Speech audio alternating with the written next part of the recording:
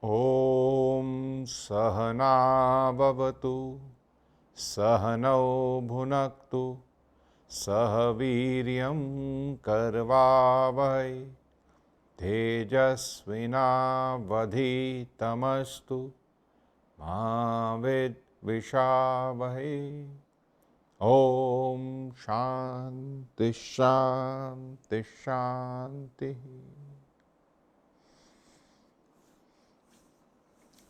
My namaskars and pranam to all of you.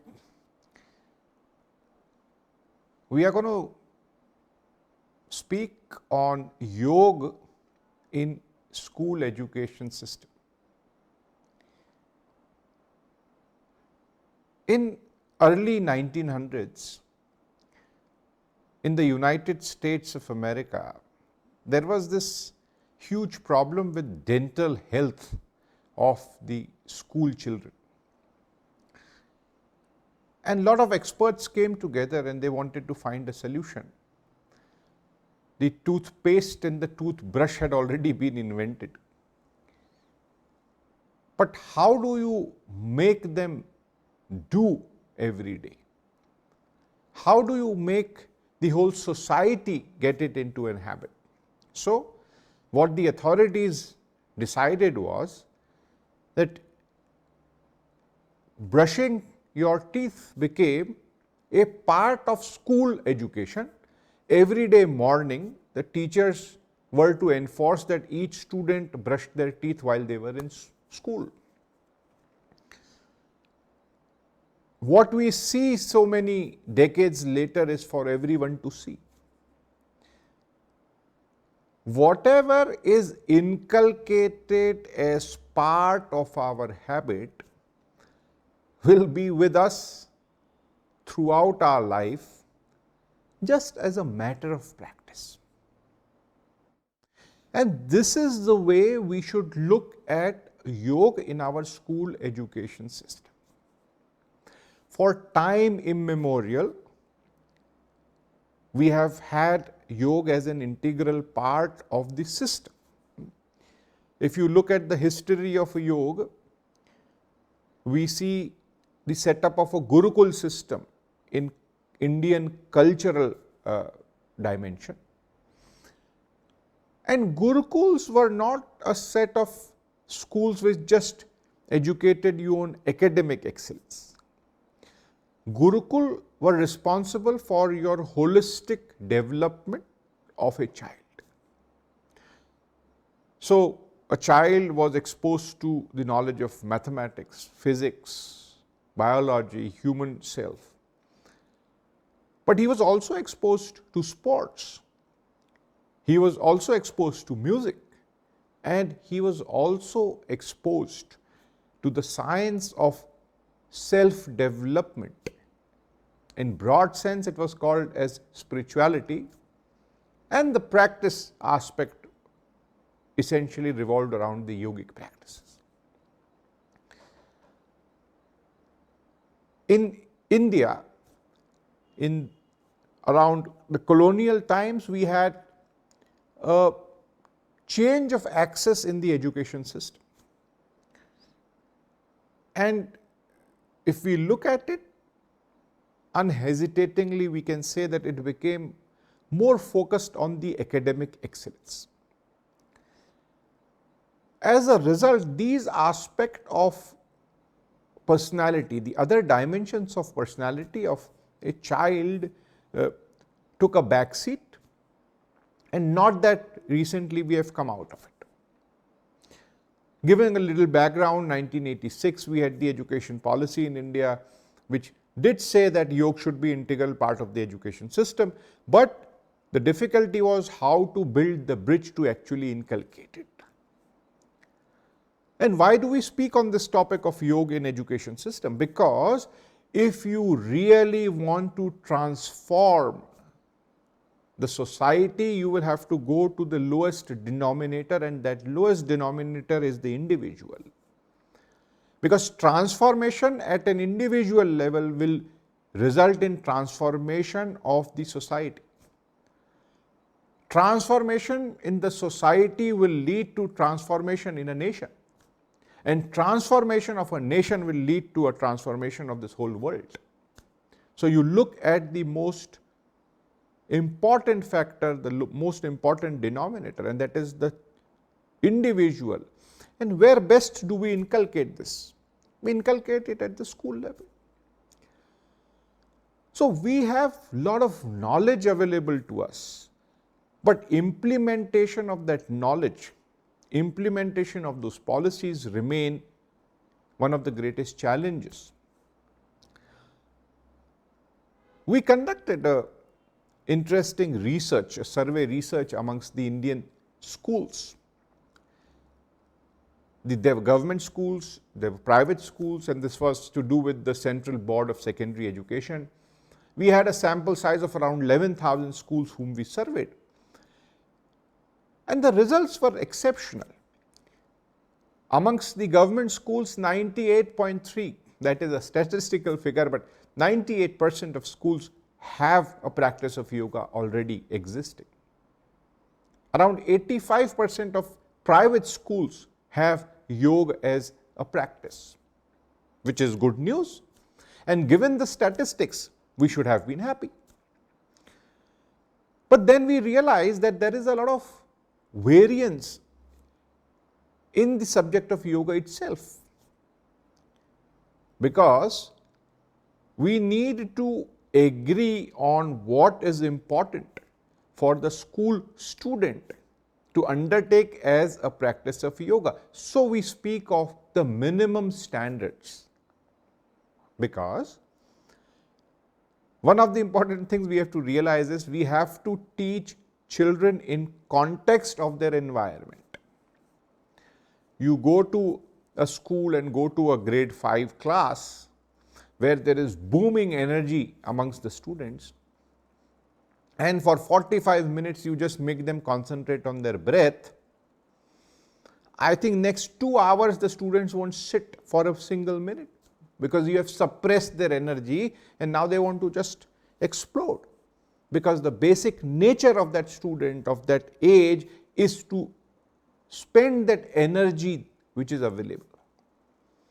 So an important point for all of us who are from the field of yoga is that if we are looking at inculcation of a yoga in education system, in schools, we should ensure that the context of such practice is made where students find it interesting, where students find it effective, where students want to practice what they are being exposed to.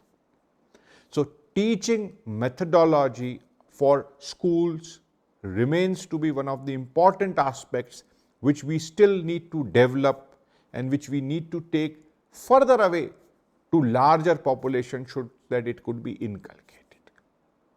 The second aspect which is important is that you need to ensure that there is some minimum standard of what we want to teach.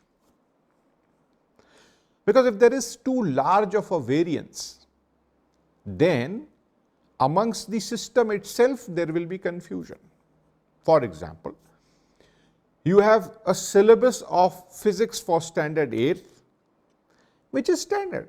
So whether you go to north, whether you go to south, whether you go to east, whether you go to west, what is being imparted essentially remains similar. The methodology for imparting that may change, but the essence remains, the principles, the content remains the same. Similarly, we have to make effort in yogic experiential field that you have a kind of experiential based syllabus. We tried this experiment and we successfully did a standard module for the National Center for Education and Research of Government of India called NCERT. So all the CBSE schools now have a reference book through which they could inculcate the practices at various grades or various levels in the school.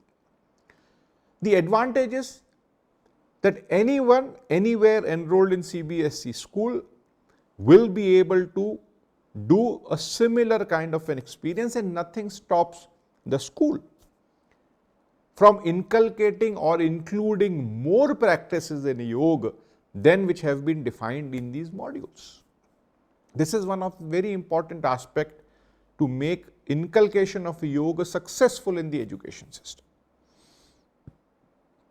Have we been successful by making these alone? No. There are challenges which we face, and challenges are bhautik, that is practical, because one has to also ensure that you have enough availability of teachers to go into the schools and ensure that the children are being trained. And like I say again, that yoga, if it comes as another subject in the school education system, there will be resistance.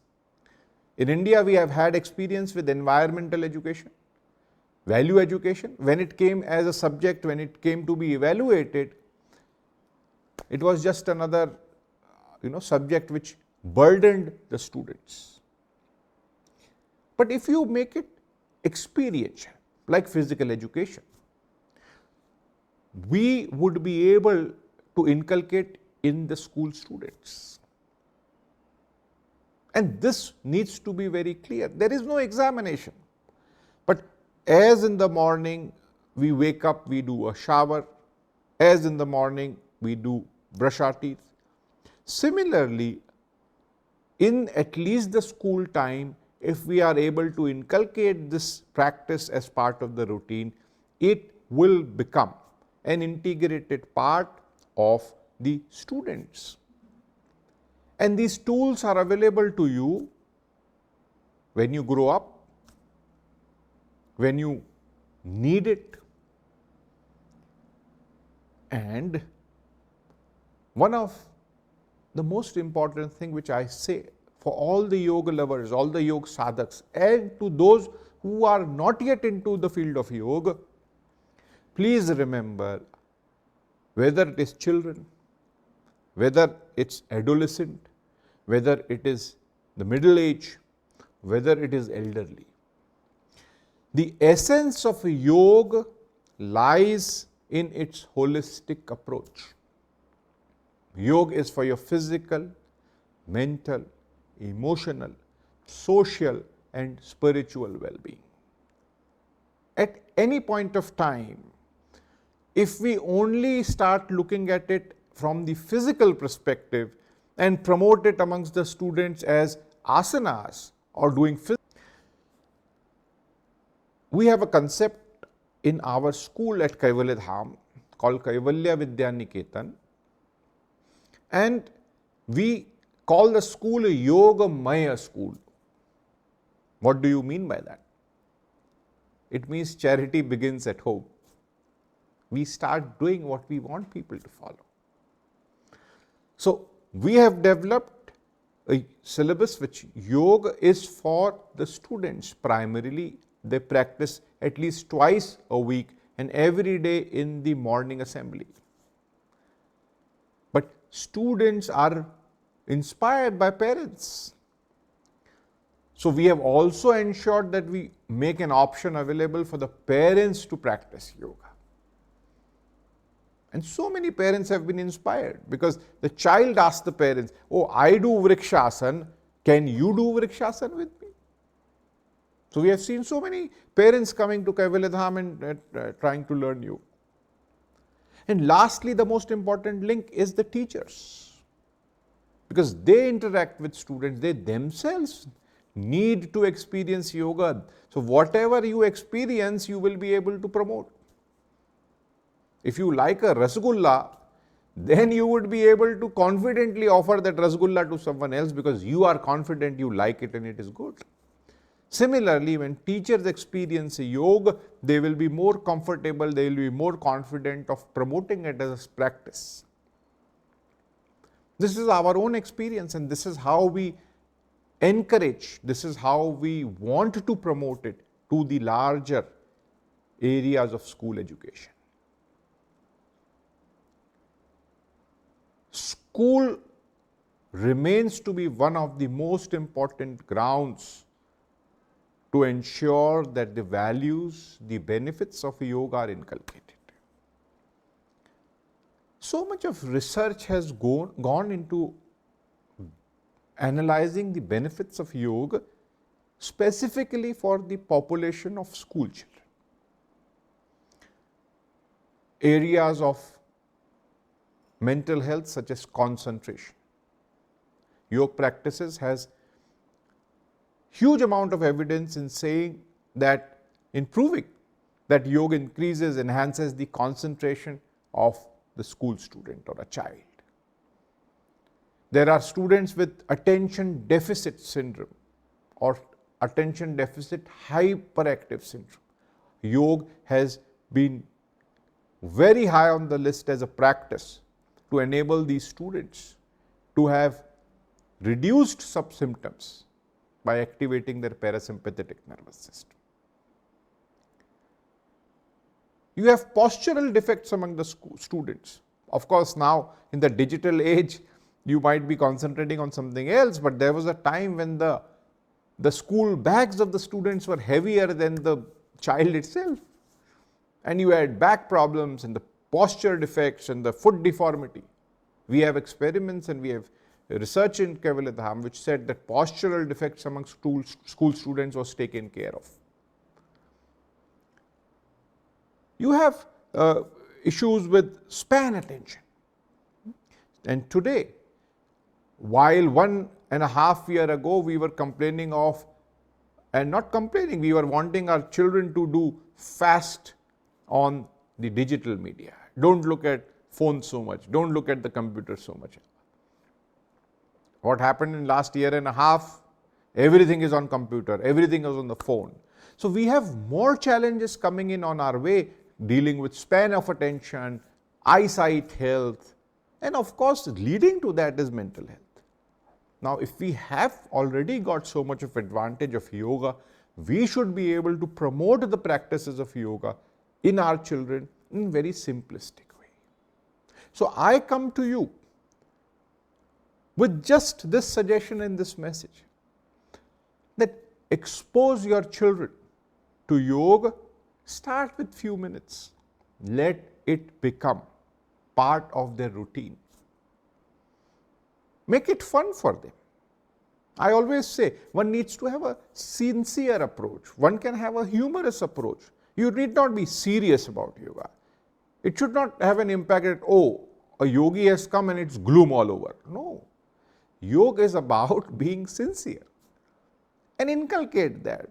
But you will have to lead by example. So what's good? If the parents don't practice but they want the children to practice, no, you will inspire the child. Start practicing simple 5 minutes. We are there, we have so many videos already there and we'll be able to help you further. But simple methods of inculcation will go a long way. Lastly, please remember, we spoke of the teaching methodology which needs to inspire the children, which need to create an environment amongst the children. And yoga, like I said, is multidimensional. Each aspect is being taken care of. There is the physical aspect, there is the mental aspect, there is the emotional aspect, there is the social aspect, and there is the spiritual aspects. And when as a child you are exposed to such a area or such vast dimensions of personality, it's not easy, but slow and steady, you as an individual, the child as the individual, will get the capacity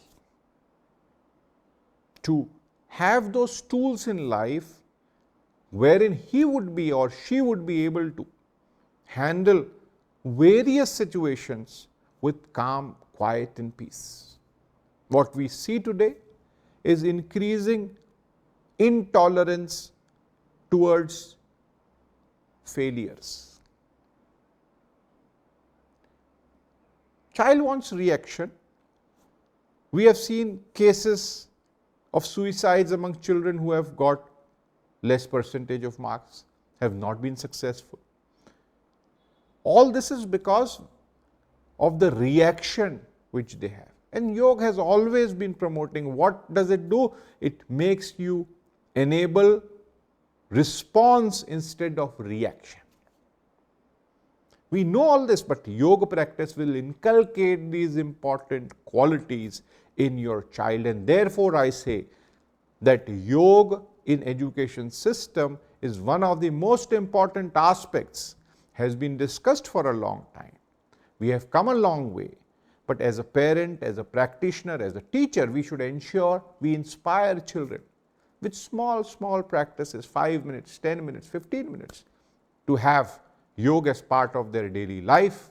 So let us be wise and not otherwise. Thank you so much. Om Purnamada Purnamidam Purnat Purnamudachyate Purnasya Purnamadaya Purnamevavashishyate. Om Shanti Shanti Shanti.